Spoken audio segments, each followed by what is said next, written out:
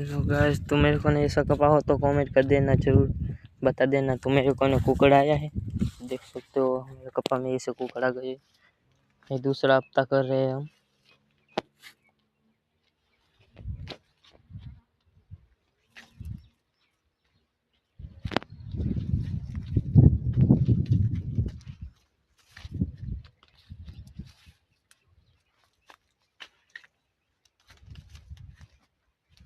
Guys देख सकते हो अपना कबूतर आ रहे हैं घर पे।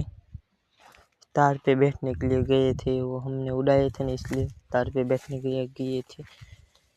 हमें बोलाए इसलिए घर पे आ गए।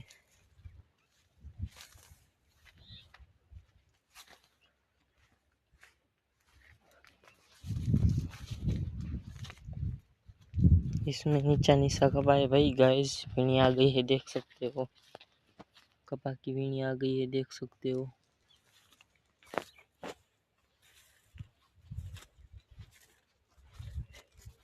देख सकते हो तक तिक तड़ गया है कपा। चले कपा तड़ गए, देख सकते हो गाइस। वो देख सकते हो कपा सला गया है, देख लो बड़ी से कपा बड़ी जो।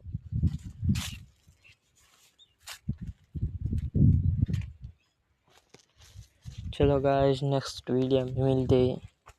सब्सक्राइब कर लेना, मेरा कपा अच्छा लगा हो तो वीडियो को लाइक के चैनल को सब्सक्राइब करके शेयर करके बता देना।